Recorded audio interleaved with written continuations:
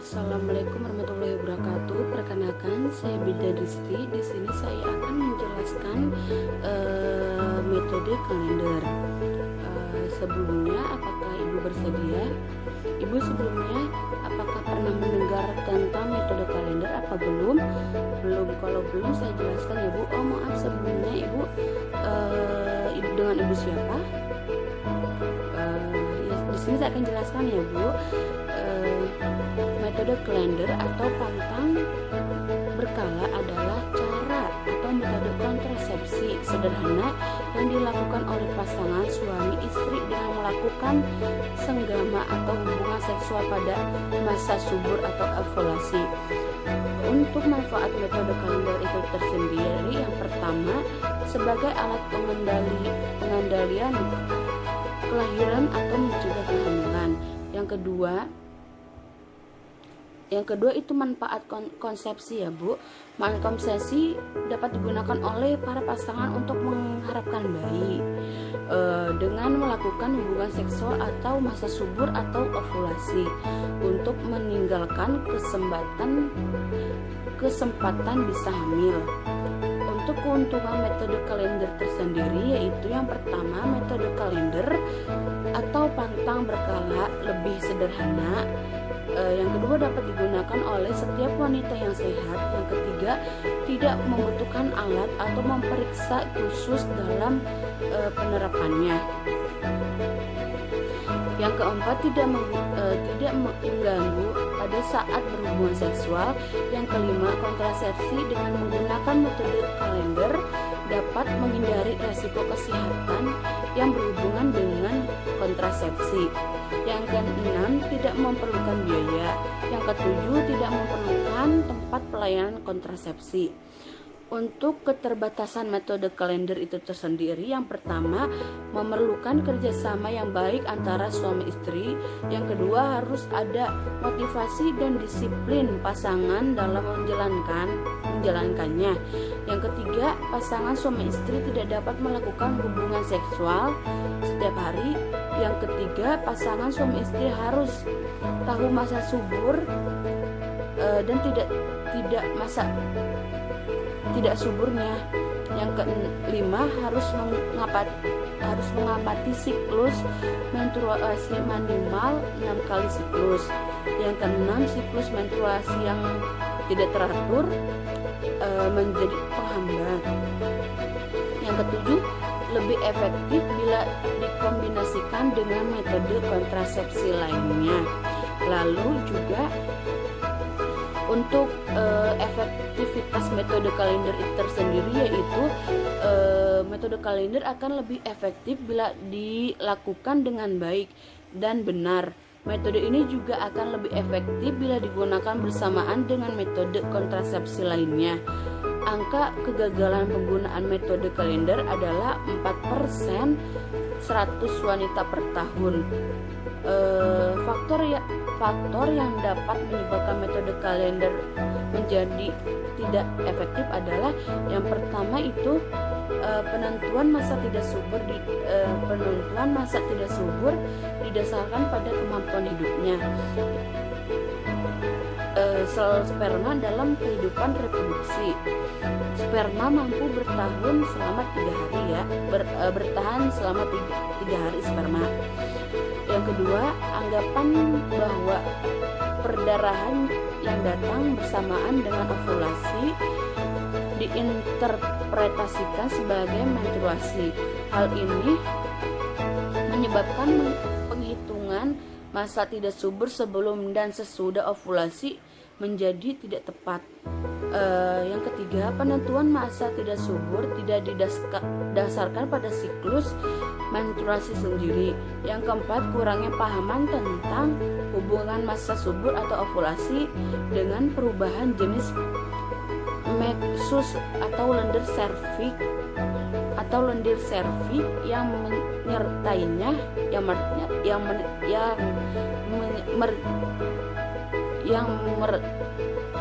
menyertainya.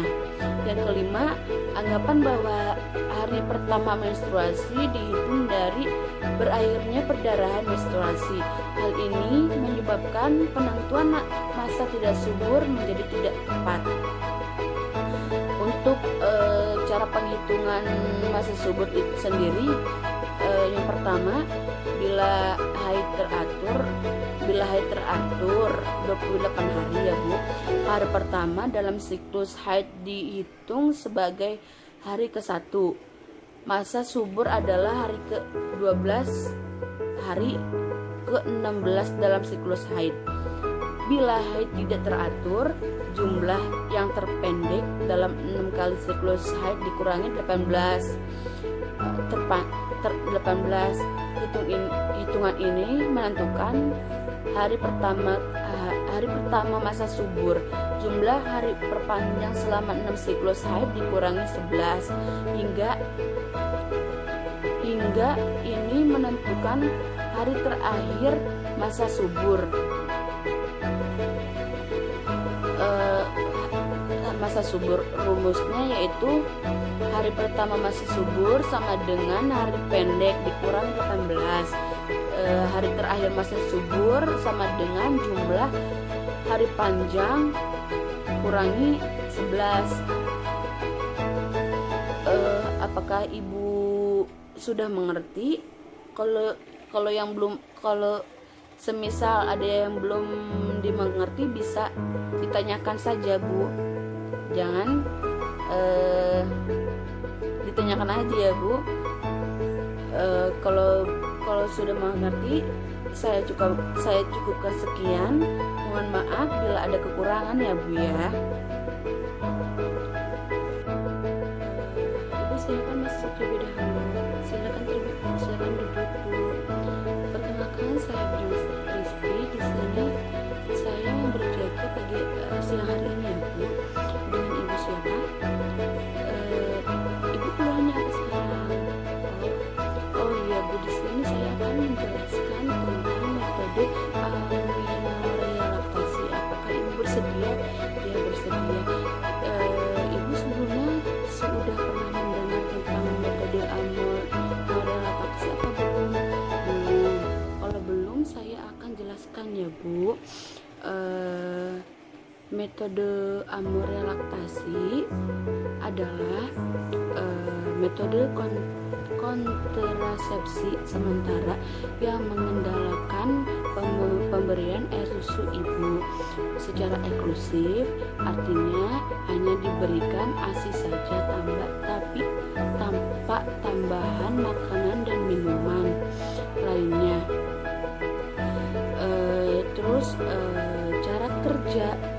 Cara kerja dari metode Amore tersebut itu sendiri adalah menunda atau menekan terjadinya ovulasi pada saat laktasi atau juga menyusui. Hormon yang berperan adalah prolaktin dan oksitosin. Semakin sering menyusui, maka kadar prolaktin meningkat dan hormon gonadotropin melepaskan hormon penghambat ya Bu. Hormon penghambat akan mengurangi kadar estrogen sehingga tidak terjadi ovulasi. Untuk manfaat metode amorelaktasi tersendiri yaitu efektivitas tinggi 98% apabila digunakan selama 6 bulan pertama setelah melahirkan, belum mendapatkan haid dan menyusui eksklusif. Yang kedua, dapat segera dimulai setelah melahirkan. Yang ketiga, tidak memerlukan prosedur khusus yang alat maupun obat. Yang keempat, tidak memerlukan pengawasan medis. Yang kelima, tidak menggunakan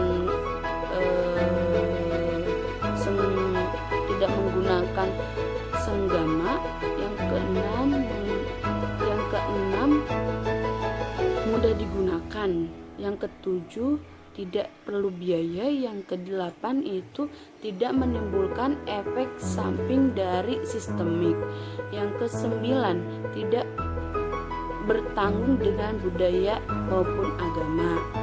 untuk keterbatasan metode amoria laktasi tersendiri, yaitu memerlukan persiapan dimulai sejak kehamilan.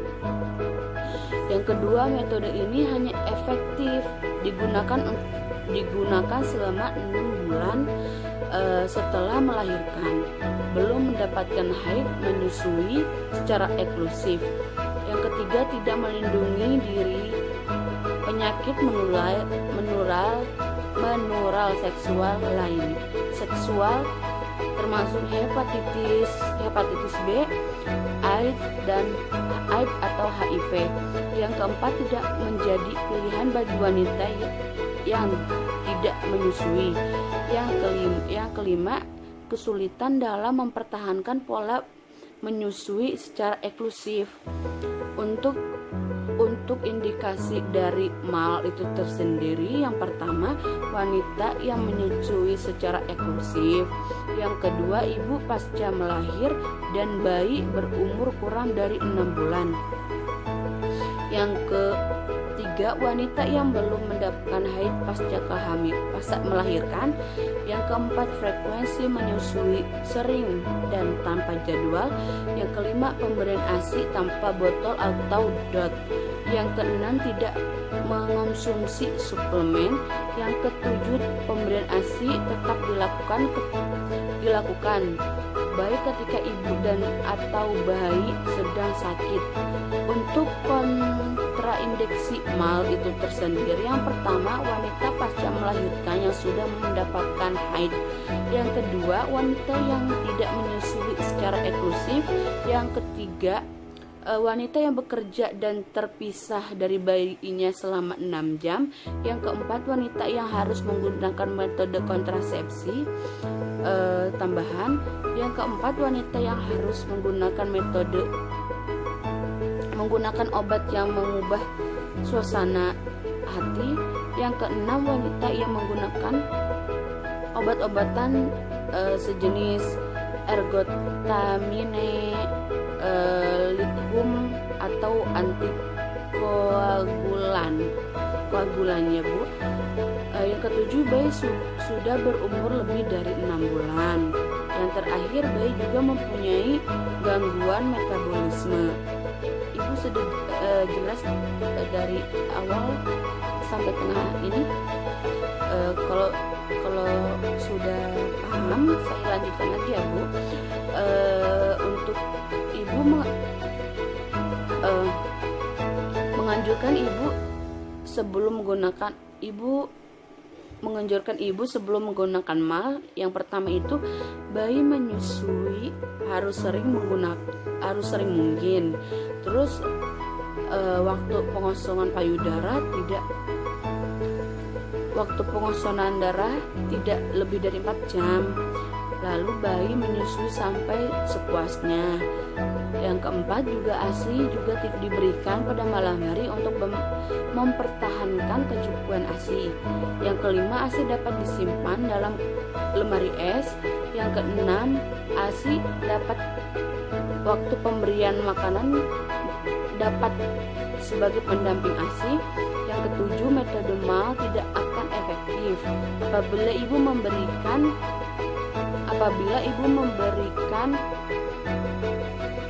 makanan atau minuman tambahan lainnya. Yang kedelapan, ibu sudah mendapatkan haid setelah melahirkan, dianjurkan untuk menggunakan metode kontrasepsi lainnya. Yang terakhir, yang kesembilan, apabila ibu tidak menyusui secara eksklusif atau berhenti menyusui, maka perlu disarankan menggunakan metode kontrasepsi lainnya yang sesuai. Apakah ibu sudah mengerti? Sudah. Kalau begitu, apakah ibu ada yang mau ditanyakan? Kalau tidak, saya cukupkan sekian. Terima kasih waktunya ya Bu. Silakan duduk terlebih dahulu Bu. Perkenalkan, saya Bidang Rizky. Di sini saya yang berjaga pagi hari ini ya Bu. Ibu sebelumnya dengan ibu siapa dan dari mana?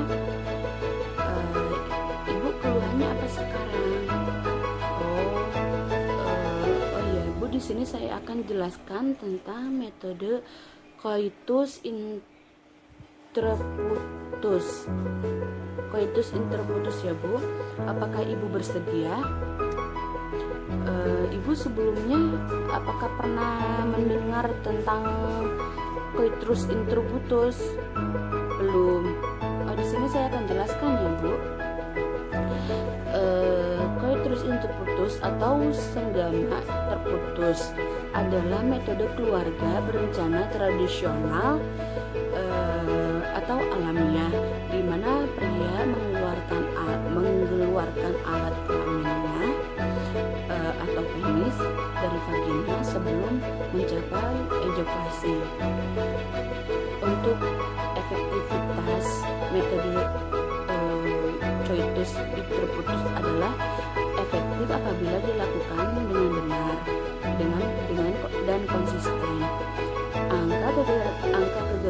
Angka kegagalan 4-27 kehamilan per 100 perempuan per tahun.